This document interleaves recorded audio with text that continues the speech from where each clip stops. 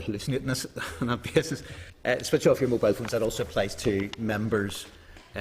All committee meetings are held in open session, albeit today most of it will be the private session, and mobiles may interfere with the recording system. I'll also remind members to declare any ongoing items of interest that they have, and seek the committee's formal agreement to end today's agenda and defer the public session with the department on the SEND bill until next week. Have members agreed with that?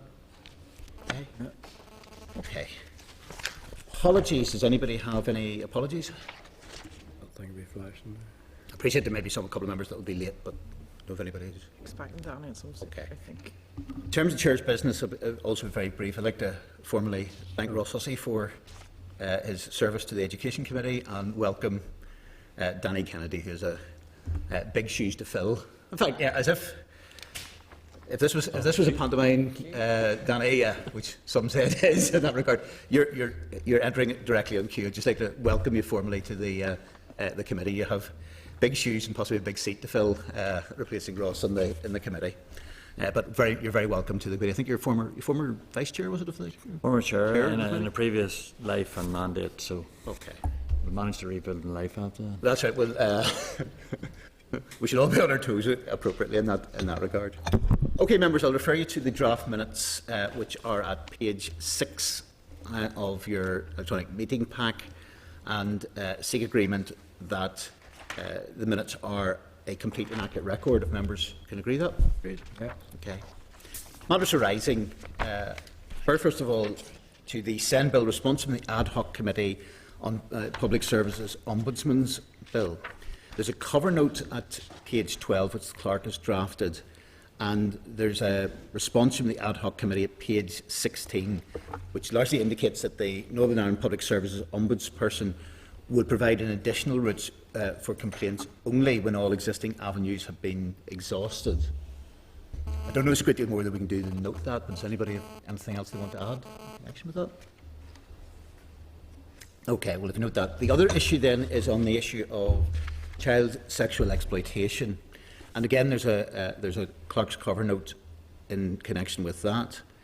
I'd remind members that following the data that was produced on sexual assaults in schools, which was published recently, members wanted to determine whether any further actions were required in respect of the Marshall report. Now, there's relevant correspondence in our papers, including the implementation plan for the Marshall report recommendations on child sexual exploitations at pages 19 to 37 of your pack.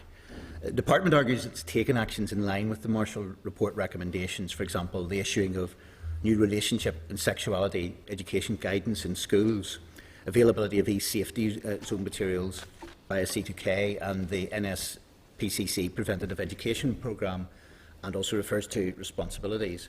I'm just opened up then if any members want to query anything. I mean, it does strike me one of the issues maybe we want just to get clarification on.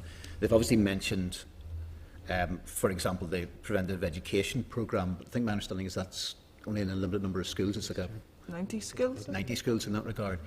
I suppose we may want to just seek, I suppose, first of all, clarification on what they're doing. It may be helpful, given the seriousness of the issue, that we perhaps seek the department to come by way of an oral briefing, just so that we can allow members to go over what is actually being done, because it's obviously a very serious topic. Trevor. Just for my own clarity, Chair, because on the news I heard different figures for this programme, with the amount the department has allocated. I heard 8,000, 80,000 and 800,000. So I wonder which figure it is. Okay. Hopefully it's the high one. We can get, I suppose, clarification on the resourcing side of it, and get an oral briefing on that. So, okay, and Chris. Just a point of clarity. Does this extend to youth services or just schools? The committee received a briefing on. Sorry, Chair. The committee received a briefing on the preventative education programme. Actually, it was some time ago. I think Reverend Story was the chair at the time. I'll circulate the information again to members. Okay. I wasn't quite sure why it appeared on Radio Ulster a few days ago. Again, because the committee had been asking about this subject. My understanding is this is a primary school programme, but as you're aware from the Marshall report, it recommended that there be action taken around youth services. So, I think as the chair has indicated, perhaps that's hence the need for clarification and an oral briefing. Okay, cheers. Okay. Anybody else in relation to that? Okay, if not, then we'll move on to into the next item, which is the teachers' superannuation additional voluntary contributions amendment regulations 2015. So just while we're waiting for Seamus to join us. Not Seamus, but Jonathan. I would remind members then there's a clerk's cover note at page 39, and there's relevant papers on this from pages 41 to 64. Seamus, you're welcome again. Seamus Gallagher, who's the head of pensions policy team at the Department of Education. Just offer if you want to say any opening words, and then we'll open it up to the members. Okay. Thank you, Chair, for inviting me to give a short briefing to the committee on the additional voluntary contribution regulations in Northern Ireland. I briefed the committee on this regulation at the SL1 stage on the 1st of July. You agreed to making of the rule on the 2nd of July, and the rule was made on the 6th of July. It was retrospective to various dates in April, different dates for different provisions, just because it was implementing changes from two different pieces of primary legislation. The purpose of the rule really was to allow members of the new scheme access to the additional voluntary contribution scheme, and to provide all members who were in the scheme access to the flexibilities that were announced in the budget of 2014. The rule is entirely non-contentious, and it's no detriment to any member. The only other piece of information I have since then is, since the rule was made, 16 members have access to new flexibilities. Okay, and from that point of view, given its non-contentious nature, there has been no concerns raised by anybody within the professions in connection with Nope. that. Okay, that side of things. Do members have any questions they want to ask or clarification? Sorry, just Yes, go ahead. on the reverse side of that, then obviously there's a welcome for it. There were a number of people who were waiting for the rule to come in so that they could access their defined contributions in cash, so those people are welcome. We're not always the best, Seamus, at embracing positive news within Northern Ireland, so maybe the people necessarily putting out the banners to welcome things, but Yeah. I suppose the absence of anybody saying they've any concerns over it, I think is something certainly to be welcome in that regard. Not everybody has banners. Absolutely, absolutely. Perhaps they could make up one school, Danny, in that regard. Okay, does anybody else have any other comments? Okay, folks, it does seem this is. I mean, we've already dealt, I know, with the SL1 before, and there wasn't any controversy, and we supported that. Put then, I think, unless anybody has any objections, the question that the committee has considered the statutory rule 294, teachers' superannuation, additional voluntary contributions, amendment regulations 2015, and there's no objections to the rule. Members agreed? Agreed. Okay. Thank you. Right, I refer members then to item 6 on the agenda, which is the end of session report, the written briefing. Again, there's a cover note at page 66, and at 67, members will find the Committee of Education end of session report covering 1st of September 2014 to the 31st of August 2015. Some of us has been in the papers on.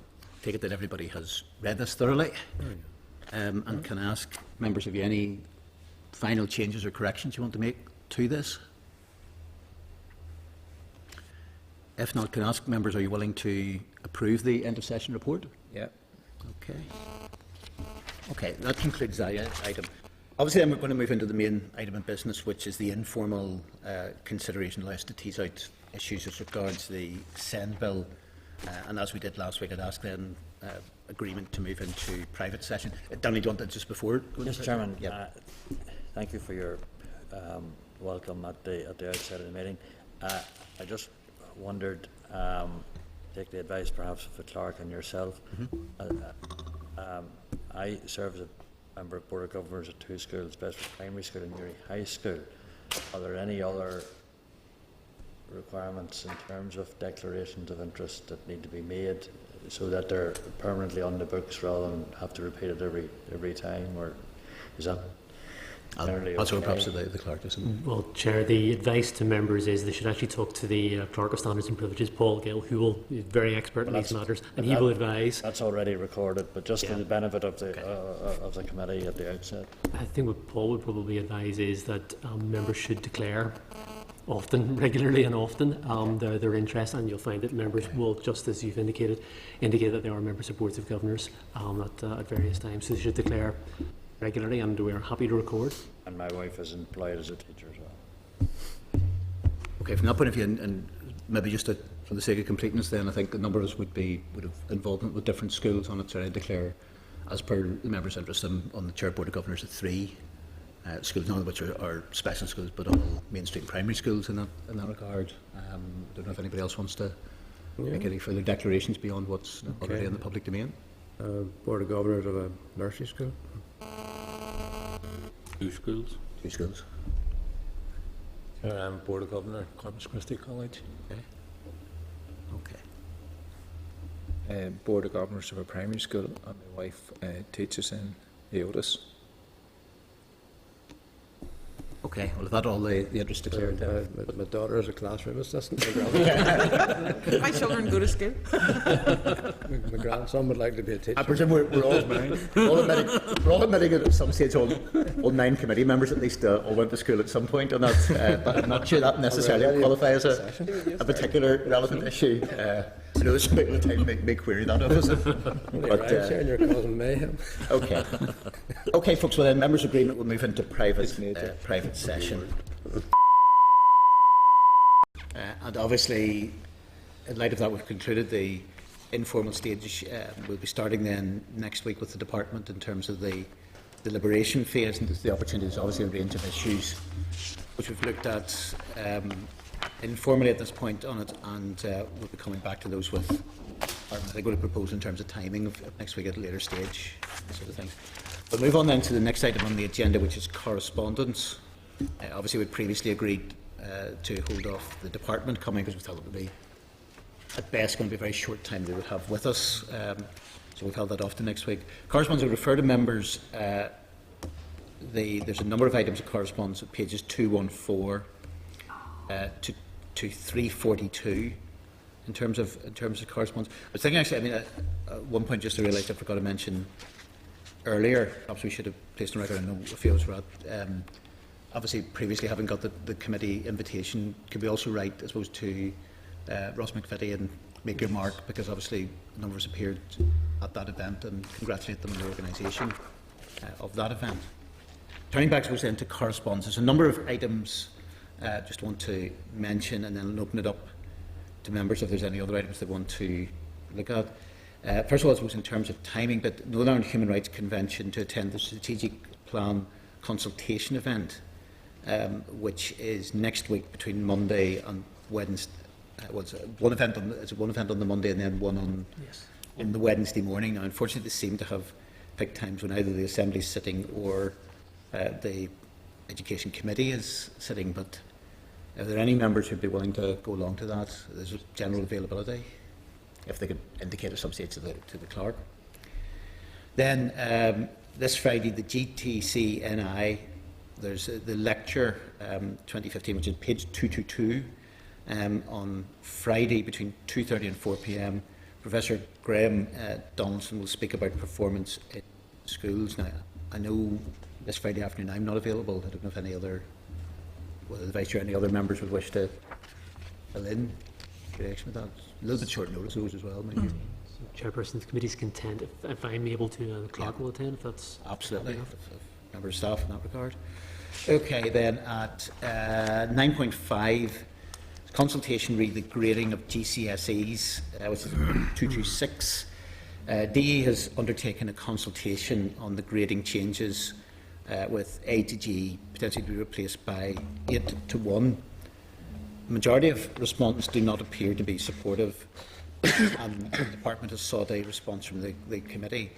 I think it may be useful, I think we would lined up with departmental officials next week, that we get a briefing on this topic and then respond to them in an appropriate manner. Okay. 9.7, again, this is just a general invitation. The members want to attend. I suppose if we could feed this through the Northern Ireland Environment Week is next week, and the committee is inviting members to the launch of that, which will be at 6 o'clock next Monday in the Law Gallery. I suppose really that's a question of members who want to attend. Simply, Chairman, I don't know. Particularly, we need to give them notification that much. If they want to let us know, we'll pass it on, so just for the numbers. No. Okay, then 9.8, the OFM-DFM committee have written to us in relation to inclusion of GTCNI under the remit of NIPSO, which is at page 317.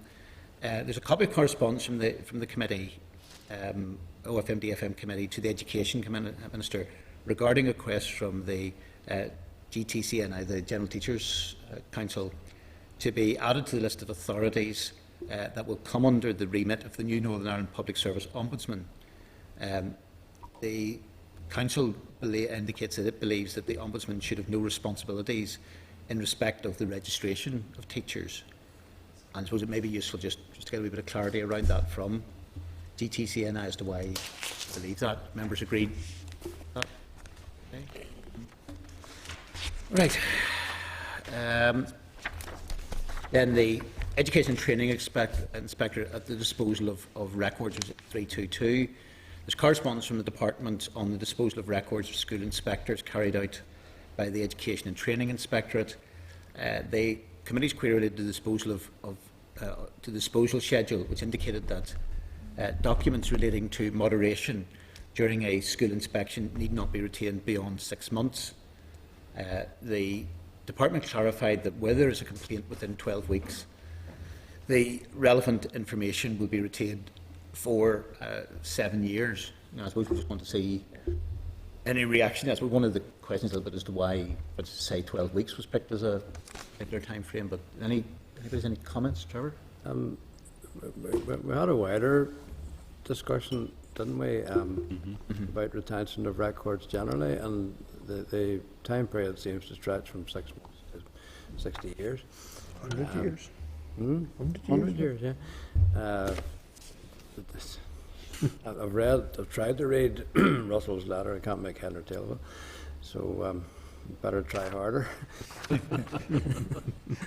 But the 6 months does seem an unseemly short time, really, you know. Yeah, I mean, I appreciate, I know they've written to us on it. I don't know if we can get a bit more detail of them as to why are there particular timeframes that they've chosen, what's the rationale behind that. And I think it does strike me that in terms of at least giving a view on this, if we had a better understanding at least of why particular things have happened, that guide us to a particular view. It might be guide us to the view that the timeframes they've chosen are inappropriate, or the process, but maybe that's being a bit unfair on them. But I think we do need to probe a little bit as to why timings are of that nature, and then see if there's any corresponding action needs to be taken in relation to that. Okay. Just as regards to the rest of the correspondence, first of all, does anybody else want to raise any other items? 9.6, Chairman, the collective worship one. Could we send a copy of that letter to Scott Moore, if you don't mind? Yep, we can forward that on. Okay. If there's no other reference to any of the correspondence, are members happy to agree with the correspondence as per the cover sheet on 212? Okay, so that completes correspondence. Refer you then to the next item on the agenda, which is the Forward Work Programme, which is at page 345. Remind members that Department has advised that the papers for the briefing on the SEND bill on the draft regulation side of it will not be available in advance of the meeting. They're going to be tabled on the day. Also suggest, obviously, given the, I suppose initially we'd actually thought last week we may be able to get through the informal consideration and then have actually the Department in sort of last week, obviously because of the amount of, I suppose, particularly sort of representations have been made on the SEND bill. It ultimately took us longer than originally anticipated. There's a lot to get through next week. I suggest maybe we start at 9:30. So you can all set your alarm clocks. Trevor? They've told us that the papers on the draft regulations won't be available until the start of the meeting. Is that because they're not ready yet, or because they don't trust us? You know, this business of getting papers on the day is Yeah, I suspect, to be fair, counterproductive, you know. no, I understand that, Trevor, and I think it's not the ideal situation. I think basically the position on it was that their normal procedure would be that the regulation would come, even in terms of draft form, would come at a later stage, go out to consultation and that type of thing. I think, to be fair to the department, I think that they listened to a certain amount of our indication that we needed to get a heads up, and therefore it's on a, I suppose, highly confidential basis. Whether that would lead to an assumption that the second is more of a concern than the first, I don't know. Whether that's a hiding for the fact that they aren't actually written up until now. It may cover both bases on that regard. But it was the basis on which they made the offer to bring the draft regulations. To be fair to them, I'm not sure there's a great deal more. Yes, but we won't be able to retain them either, I presume, at the end of the meeting. No, and from that point of view, I think we do need to make it clear that will potentially create a certain level of limitations on the extent to which we're able to deal with the thing. Now, as I said, it's progress at least that we're getting an examination at this very early stage of the draft regulation. But I would intend, Chair, that members would be able to retain the paperwork. It may be marked, I'm not sure how it will be marked. It might be marked as confidential. I don't know that it will. It might be marked as restricted, actually. So the department will provide us with papers, presumably on the day or just before, and it will be for the clerk then to decide how the papers should be marked. I think they're restricted, probably, so that the members will have them and will be asked to not publish them, and the briefing will be in closed session. The committee has already agreed that it wouldn't publish the draft regulations in its report. without making the department nervous, I can't remember what the exact phraseology was. Was it in yes minister, the difference between confidential and restricted? Was it, one meant it would appear in tomorrow morning's papers, and the other one meant it would appear in this morning's papers? But that may give a false fear in the department as to what we would be doing with those on it. But Sure, if that's the way they're going to do it, fair enough. If they're afraid that we might, or somebody here might leak them before the meeting, I can't see much difference between leaking them just before the meeting or leaking them just after the meeting, when we will have them, and we'll be put on our honour not to do so before the start of whatever consultation is to take place.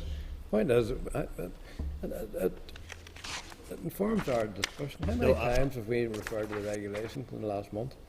I understand that, and I think we'll have to a little bit play this by ear in terms of to what extent that helps clarify the situation, or to what extent it may throw up as well other issues in that regard, and maybe we're not in a position then to give very definitive positions as regards some of these things. Okay. Members agreed then, as I said, we'll start the meeting because there is a good deal to get through at 9:30 next week, so we'll be setting the alarms.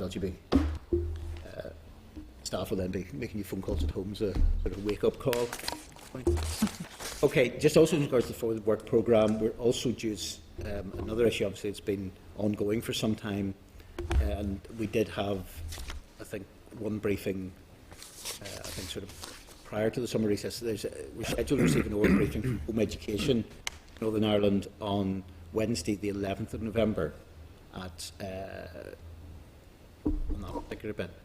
So, if members, are you happy to endorse the forward work programme? Yeah. Okay. Any other business? Anybody wish to raise any other business? If not, then finish a little bit early this week, whatever. But the date, time, and place of the next meeting will be, the committee is scheduled to begin on Wednesday, the 23rd of November at 9:30 a.m. Again in the Senate Chamber of Parliament buildings. The question that the committee adjourn. Steady now. Sorry, steady now. I don't want Robin breaking into a sweat here at this point in that regard. So the committee is then adjourned.